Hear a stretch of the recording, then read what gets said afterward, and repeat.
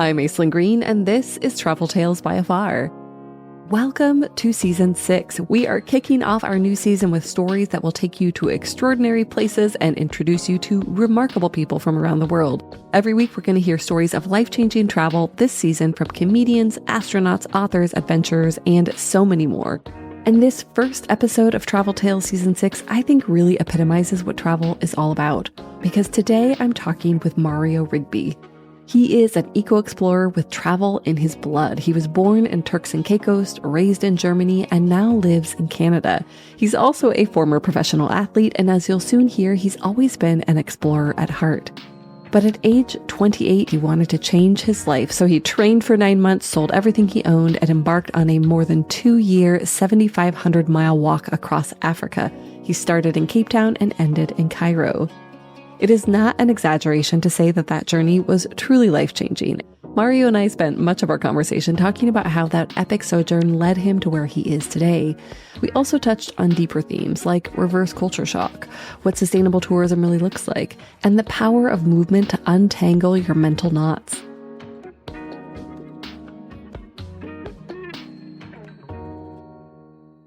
So Mario, welcome. So nice to have you here. Nice to be here. Thank you for having me.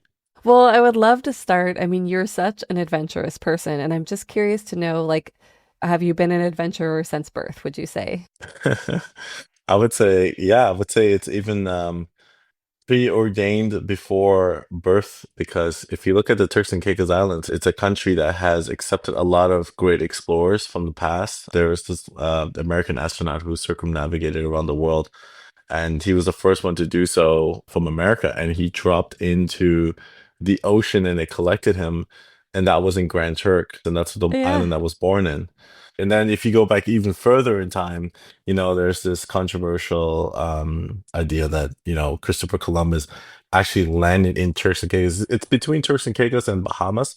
But of course, at the time, to him, they just look like a bunch of little island keys. Yeah. The island has really a lot of incredible history. There have been histories of slave ships that have landed in Turks and Caicos, and apparently some of my blood lineage actually comes from the 190 plus survivors who Wow. actually came off of that ship. Oh my gosh. Yeah, it's Okay. really incredible what this island has produced in terms of adventures and things like that. Well, so you have this incredible lineage and you now are carrying the torch forward.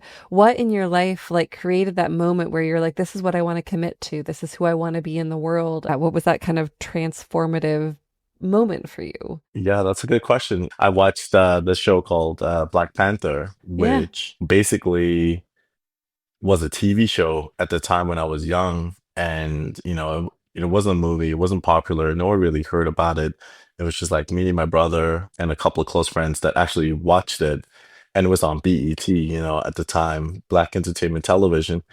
And there was this one episode in which T'Challa, the king of Wakanda at the time, this is episode 1 actually, where he decided to go on a walkabout throughout Africa in order to learn about his people. And that's the only way that he figured he could learn about becoming a leader. And I deeply thought about this. I sat with this for a number of years, like almost for a decade. I'm 39 now. So I made that decision when I was 28. I started to really look into, what is really making me happy, what is making me unhappy. And I realized that the things that I was doing in the moment was making me unhappy, right? So I wanted to build friendships that were genuine and based on things that, I value, like adventure, going out, seeing the world, sustainability, all these different things. And I thought to myself, well, why don't we have this like a coming of age journey that essentially transitions you from childhood to adulthood? And so you can learn about certain things about the world that are fundamental, but at the same time, you learn a lot about yourself, what your limits are, and who you truly are. I think you only figure that out when you have pushed yourself, when you've challenged yourself, and you are facing, Yeah. yourself in the mirror and going like, wow, I have to do this. You know, like when you're stuck in the middle of the desert, you can't just quit, you can, but then, that's the end of you. So, Yeah. who are you truly Yeah. inside? And I think doing these journeys, I think is really important. And a lot of indigenous communities, a lot of tribes and old cultures, they really embrace this. And so to me, I looked at this and I thought to myself, well, since we don't have one, I'm gonna make one up for myself. And that's That's so where, cool. walking the length of Africa came from. Wow. That is an amazing Mhm. story. That's and I love that it was kind of the seed was planted when you were young and then it all seemed to kind of come together. So when did you decide you wanted to commit to the Crossing Africa trip and how long did it take you to prep for that? Because that's a huge, seems like a huge undertaking. Maybe it No, Well, it was. Yeah, no, there's did no question you about just that. opened your front door and I walked out one day? No, that was my original plan. I didn't realize how obscenely difficult it would be until I started to do the research and the training for it. So the first training was walking 70 kilometers from Toronto to Hamilton. It's a nearby city. Thanks to my friend who actually suggested this, Donna Foster, she basically came up to me and said, you know what, in my good conscience, I can't just let you go to Africa without formal training on how to do speed walking. And so she is a professional speed walking coach and decided to spend 5 days out of my 15-day journey to walk from Toronto to Montreal. And that was such an important trip for me because it taught me a lot of the fundamentals of what it takes to walk super long distances. So we would put extra weight in my backpack. There were times where, I was really suffering hard, like chafing in between the thighs where Oh it's my bleeding gosh. out. And yeah, it was just like, it just looked like, just, oof, it looked really bad. You were undaunted. Exactly, exactly. I was like, okay, if I can get through this, Yeah, I yeah, can yeah. I can make it to Africa. And Okay. then of course there was all the research and getting tips. I spoke to a few professional explorers who've done some similar things. Levison Wood is one of those guys, and he's actually walked the length of the River Nile from source to finish. I emailed him. I said like, hey, listen, I'm doing this trip and would really love for you to be someone who can coach me through some of the areas that you've been through that are very difficult. Like in Sudan, for instance, going through the White Desert was really, yeah, that was a difficult one. So yeah, there was a lot of preparation, and I feel like, a lot of people say like, it takes years to train for these kinds of things. But for me, I really love learning new things. And, I think that if you're really into it, there's just like exponential growth of learning Yeah. something that you're extremely passionate about. So I really crammed 5 years into 9 months. I've never camped before in my life before that. I've never carried a backpack, Oh my like a gosh. backpack that Yeah, yeah. carries gear. I've never had that before in my life. So there was a lot of things that I had to learn that I wasn't used to. But because I think me being an athlete, a former athlete, professional athlete in track and field, I was able to apply new ways of training and doing things that would cater to my walking across Africa. That makes sense. So your 9 months slash 5 year preparation, and then finally you land. Like the journey is about to begin. Like, how did you feel in that moment when you're setting out? So when I landed, it's just ridiculous. It was like I'm like, who's doing this? Like Yeah. I'm like, this is like the dumbest thing I've probably ever done in my entire life. And I'm gonna regret this tremendously. Yeah, that's pretty much what was going on in my mind. But I landed on the day that it was my birthday, so November Oh, 24th. And my mom, she was the one who actually bought my ticket.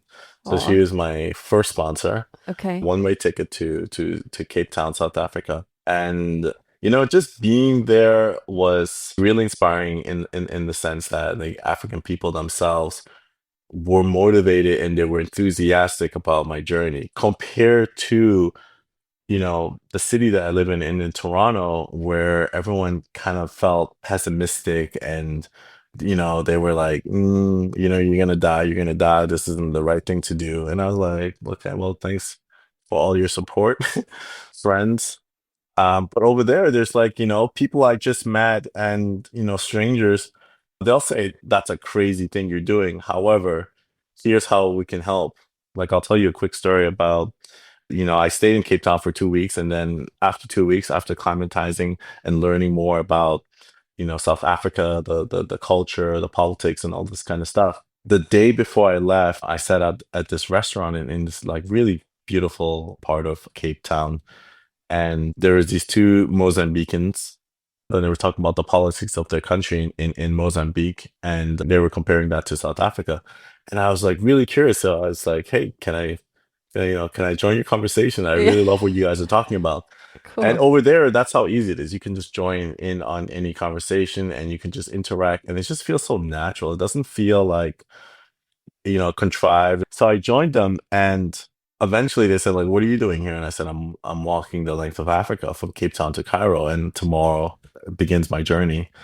And of course, then there's like 30 minutes of them being like, "What? What's going on? No way." you know, and everyone at the restaurant too, that it just became this like spectacle. And I was like, "Oh boy, this is Here we too much. I go. can't." Yeah, here we go. But one of the two young boys said, "Can I join you on the Oh, first wow. day?" And I Wow. said, "Oh, okay, that's interesting. That's a, twist." Yeah. Yeah. I didn't plan Plot this. I didn't twist. plan this. I was planning to go there by myself, and I was quite nervous, to be honest. And the fact that he said that really like uplifted my spirits, because Yeah. I don't know the way to get to the very tip. I can figure it out, but it's easier when there's a local Yeah. who knows the way. So I said to him, like, "Okay, tomorrow morning, 4 a.m., meet me in front of the hotel, and we're gonna take the train, head down to the tip, and then we'll begin our walk." And he said, "Okay, I'll see you tomorrow." And I didn't believe it. I was just like, "Okay, Yeah, cool, there's no whatever." way Like, this guy's gonna show up. no way. But at 4 a.m., this guy's like shouting my name from the street. That's so cool. Yeah, he's shouting my name from the street, and he was up, ready, chipper, so excited. And he ended up carrying my backpack for half of the trip. And because of that experience, like I really felt this energy that a lot of these people have. They have unlimited energy, which is beautiful. It's just something that that I was missing, really. Like I felt like I was in a culture that was kind of taking away my energy, and over there it was just kind of like giving it to me. And so the spirit of, "Hey, anything can happen. Let's make this work." And that happened on day one. And so that really pushed me to look at the rest of Walking Africa as not just a chore, but as a fun experience. Yeah, and you're uplifted and supported along the way and encouraged, it Hmm. sounds like. You had this guide at the very beginning, Absolutely. especially landing and feeling nervous and maybe a little bit of that negative thinking, like Yeah. somewhere in the back of your head, for that to just be erased. Completely erased, and yeah, just transitioned from like almost dread to like, "Whoa, this is amazing, this is fun," to Yeah. optimistic and everything's possible. Well, I imagine telling the story of those more than 2 years is like an entire book, basically. But I'm curious, did you do the entire kind of journey in one go, or did you fly back to Toronto at any time? So I decided to stick on the journey and not leave Africa. And one of the reasons for that was because I was way too broke. I don't know how some people who do Those these flights expeditions, are, yeah, they go back and forth, and I'm like, "How are you doing that?" There's like $3,000 flights. I know. But no, Yeah. I stayed the course. That was my commitment. I really had nothing, to be honest. I sold everything. So the only thing I had were the possessions that I had on my backpack, inside my backpack. And my feet was my vehicle. And the only way to make anything of it was to make it to, the end of the line, which was Yeah. in Cairo, Egypt. So that's the only thing that mattered. And that became my life story for 2.5 years. As the kind of years unfolded, as your steps unfolded, what were some of the places, maybe some of the countries that you really fell in love with? Sudan really stood out to me in a way that I didn't expect. It was my first full Muslim country. In fact, it was Sharia law. So Oh, yeah. Wow. the laws and the rules are incredibly strict, particularly towards women. But it was so strict that even for myself, I couldn't wear shorts in public. an agent literally made me change my pants from shorts to long pants, can't show no skin. Yeah. Yeah. And for women, like, you couldn't have your hair out in public spaces. I was also stuck in Sudan because the border between Ethiopia and Sudan is where I got attacked by these vicious wild slash street dogs, so African dogs. And two of them came at me, and one of them just attacked me and really took a big bite out Wow. of my knee. And I didn't treat it right away because I wanted to walk and continue the journey. Yeah. And so by the time I made it to, where was it? The capital of Sudan, I basically was infected. Oh my God. And Yeah. so I had to go to the hospital and Yeah. they treated me there. And basically I had to take these rabies shots. And I think what is something like you take over like almost a dozen shots, but it has to be spread out over a week each. And it had to be at a temperature that was like, I think like close to zero or something like that. And I couldn't do that while I was walking. Sure. So, Yeah. and I contemplated, I'm like, oh, now I have to think about bringing a refrigerator. And I'm like, you know what? This is crazy. Let's just Let's stay just in Sudan. pause. Yeah. Yeah. And what made it possible for me to pause in Sudan was again the insane hospitality of the people there. I've never met kinder people than the Sudanese ever anywhere in the world.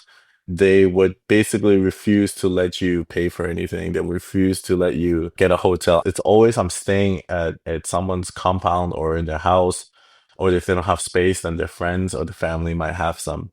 And I was there for about 3 months. It's just incredible. It was also the first place where I did a public talk. Was that the TEDx? Yeah, the Yeah. TEDx Yeah. actually. So Okay. they took me to Al Ubaid, which was just outside of the capital of Sudan, and I ended up doing the TEDx talk there. And again, the energy and the So momentum of cool. the young people there is really hopeful to see, to witness, and to be a part of. um, all these young folks who have this creativity now with the advent of like smartphones and internet connectivity.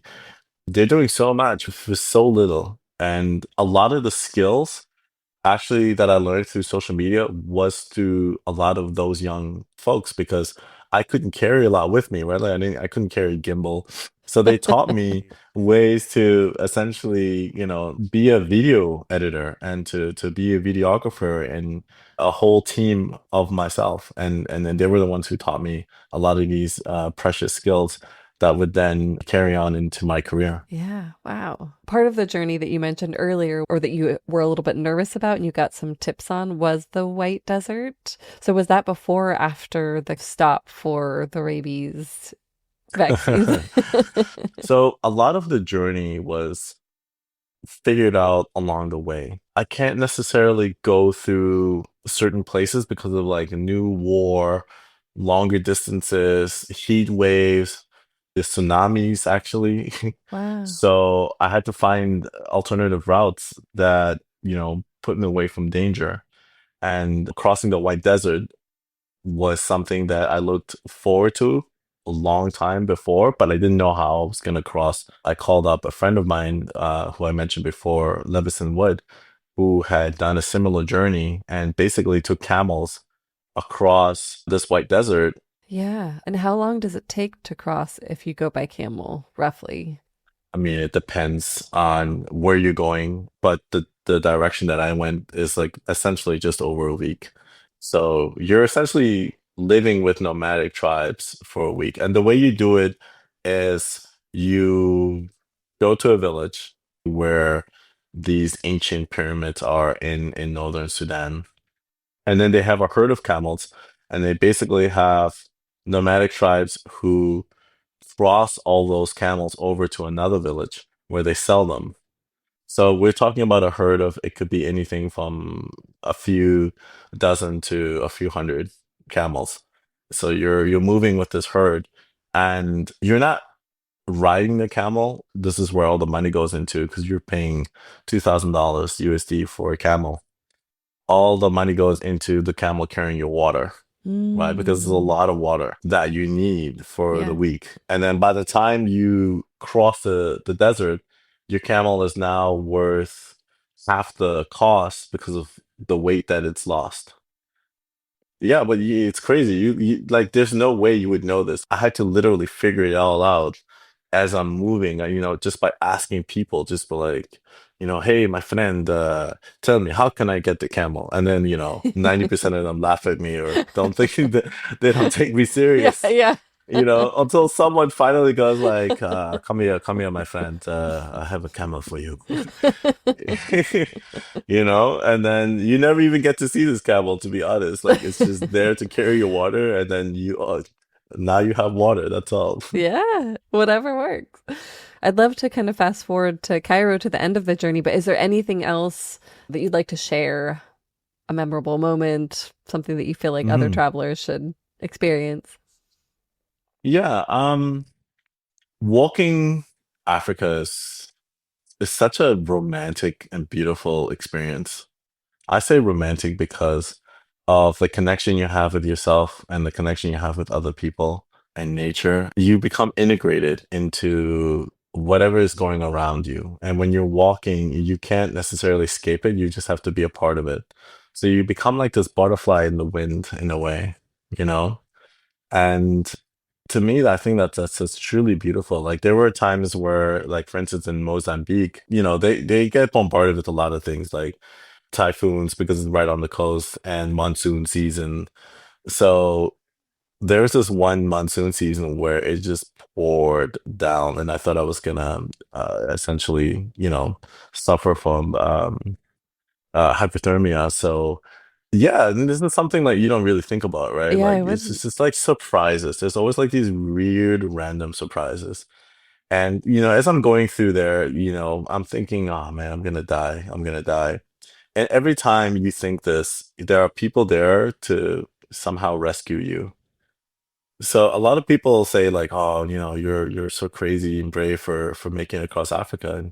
And yes, of course, there's definitely a lot of courage that you need. But it was the African people really that always were there at the right time to help support me. It sounds like by the end of your journey, you did feel some peace or I don't know, alignment. Did you feel like you'd come into yourself in a different way?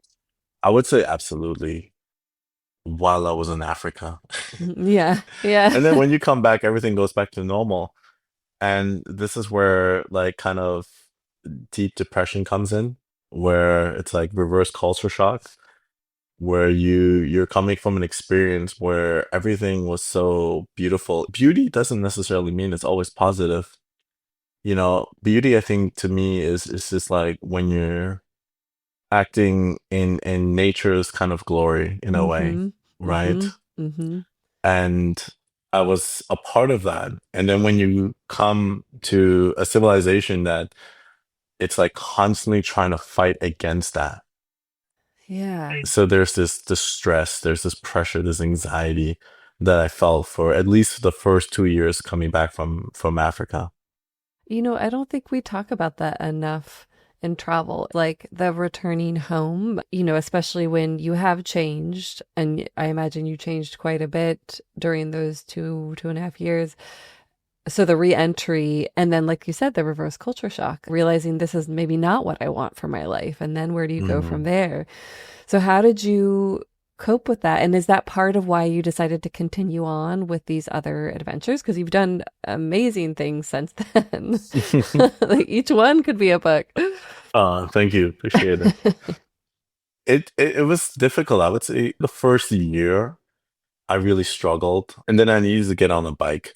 And I've never biked more than 20 kilometers before in my life. And then I decided to cycle across North America. As you do. Yes, I do. I didn't really train, to be honest. I probably should have done some training. Now that I look back at all the pain and suffering that I went through, Yeah, especially because yeah. I started in BC in the West Coast where all the mountains are. Ooh. So I started in the Rockies, Oh my essentially. God. Yeah. And I didn't know how to, I was like, okay, 2,000 meters, 3,000 meters for, whatever. Until you start cycling up a huge mountain. You'll spend a whole day, maybe 2 days just to get up. And then on the way down is literally one of the most dangerous things because you're going down at like 80 kilometers an hour. You're just booking it. And one little pebble, Yeah, that is. you know, it could derail you and you just fall off the mountain and then, nobody knows that that's where you are. So I had to find new challenges, Yeah. and riding on my bike across North America was an incredible experience, but it also distracted me from the ways that I was feeling. And it was a good outlet, really. Pushing up that mountain, I get to all the emotions, all the bad feelings that I've had, I just put it out into the pedal. I used that emotional fuel to drive me across the entire continent, essentially, until I had nothing left. And then you're like, okay, I'm at peace now. Because you have a lot of time to think about a lot of issues. Yeah, sure. You have months. Yeah, exactly. Months of going through issues and then just pain. And then you're like, you know what? Those issues weren't that bad. Yeah, yeah, yeah. Like it's nothing compared to the pain at the saddle after 7 hours. Exactly. Oh my goodness. I'm Yeah. training for a long Um, bike ride right now, so I can relate to okay. the. Oh. Yes, Ooh, oh yeah, your butt. It doesn't like you for the first few weeks. that transition. So, did you feel like you had made peace with kind of re-entry and where you were and what you wanted to do next at the end of that cycling journey? Yeah, absolutely. Hmm. Doing long journeys like this, really, I was saying this a lot while I was in Africa, which is you're essentially combing through your thoughts, like how you comb through, long kind of dangly hair. There's a lot of trauma, and then those traumas are knots in your hair, and you're just trying to get rid of it, and it hurts, right, to get through that. You're like, it's painful, and sometimes some of the hair has to rip out, and some of it, if you put enough time and effort and energy into it, you can loosen it up. And then eventually your hair becomes like, smooth. And obviously I don't have any hair, but I can use my beard as an example. It becomes untangled. And when it becomes untangled, you really free yourself from all the past traumas that have held you back emotionally, intellectually, all the different kinds of ways that you can be held back as a human being. And it's a continuing process, right? Like it'll be a Yeah. process until the day you die. So, yeah, I think that journey really allowed me to express myself more as a human being. I was able to, love myself, appreciate, and accept who I am. And that was something that I had a huge issue with before. And I think every time you go through a journey or a challenge, you learn more about yourself, like Yeah. climbing up mountains and, Yeah. or going Yeah. camping or just simple small things. And you bring your friends along with you, and they see themselves growing with you in that journey as well. And then that's an even more beautiful thing because now it's communal.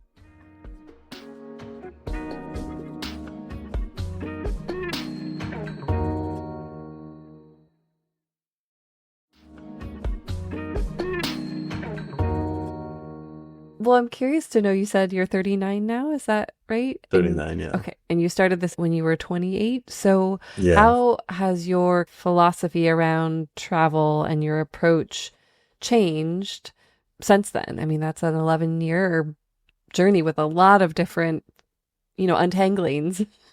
Yeah, it is. I think the way that I see travel is the same way I've seen travel my whole life. It's just that now I'm actually able to travel. Yeah. When I was in university, I traveled a lot for track and field. We go down to the States. But my real first experience was going to El Salvador. And instead of like all the other athletes on my team who decided to stay in the resort, I actually decided to pay for a cab to just take me around everywhere. And this cab driver was this really bizarre guy. Like he had like NASCAR written on his car. It was like really like the windows were tinted. I love He had like it. racing stripes, and the guy was like an extraordinary character, like blasting reggaeton. And I was like, of course, I'm the only one who gets this guy. And he was like, he was a professional surf instructor too. That was his part-time job. Let's go. So yeah, let's go, right? So I was like, oh boy, here we go. And I was young at the time, and this guy really like changed my outlook on culture and travel. And he introduced me to his family, his home, and he didn't even really talk much. He was just like, hey, this is I just want to show you around. These are my favorite places. We ate at his favorite place, and Amazing. right, and Yeah. that was my first real travel experience. Okay. And Yeah. so for me, I've always seen travel where authentic experiences means everything. To be able to learn about a culture, to be able to learn about how that specific part of the world, how they operate differently. I think it's so important for everyone to know that there's not just one way of being. I think there are multiple ways of being. That time in El Salvador really taught me that. And that's kind of what I've yearned for my entire life, for the rest of my life. And so for me, it's about, sustainable tourism. There's so many different ways to travel, so long as you respect the places that you're going to. And I see, especially now with the influx of travel influencers, how many of them are actually not respecting the cultures. They're going there like it's almost like a playground, but these Yes. playgrounds aren't really playgrounds, right? They're where people live. They're where indigenous people live. They're where, people who have lived there their entire lives, who have a living. Yeah.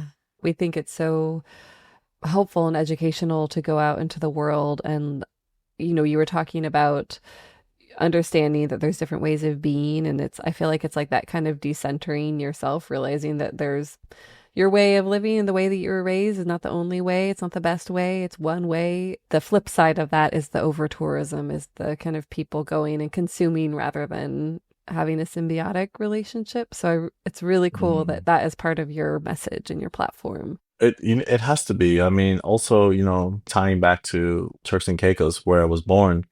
Turks and Caicos is such a small island, and sustainable tourism is literally the only way we can survive. And so it's kind of been ingrained in me to Yeah. always see things like that, right? Like when we do sport fishing, for instance, like putting the fish back in, into the water, and respecting the seasons when we can catch lobsters and things like that.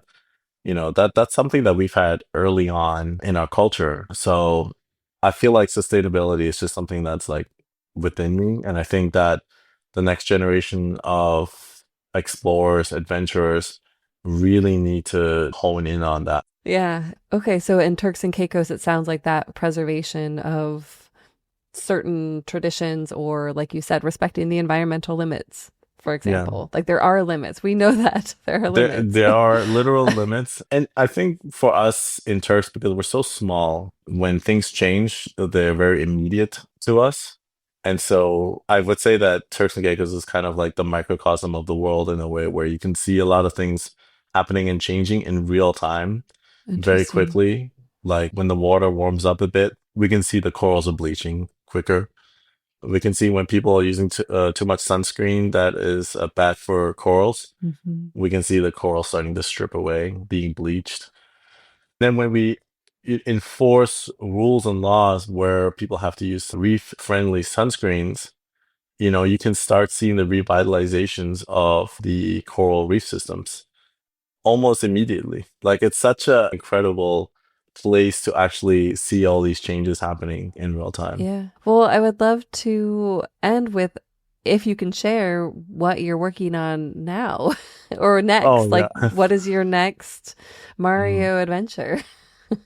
Well, so many different plans. Let's see what actually works out. I can't really talk too much about it, to be honest. It's like one of those NDA things, but it's a Yeah, yeah. TV show. Cool. Yeah, the show is about culture, the beauty of the world, and traveling to those different places Yeah. with an adventure kind of culture food mindset. So you said end of year is when that End will. of the year is when I Okay. start, yeah. Okay.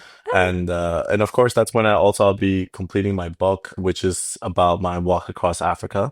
cool. I'm also releasing, if you go on my website, which is www.mariorigby.com, Okay. I have a lot of blogs on all my travels there. So if you visit there, you can actually check out a lot of my adventures and really see the in-depth stories. Yeah. Early next week, I'll actually be releasing my experience when I went to Algeria, living with the nomadic tribes.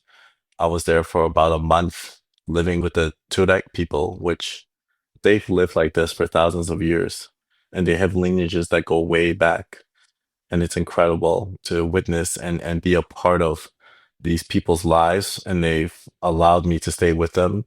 And I think their story is just incredible, and the visuals that I got from being there is just out of this world. So I can't wait to share. All right. And then in between those, I'm just really enjoying my kind of journey, going to places that I've always wanted to go to. That was Mario Rigby. What an inspiring and adventurous guy.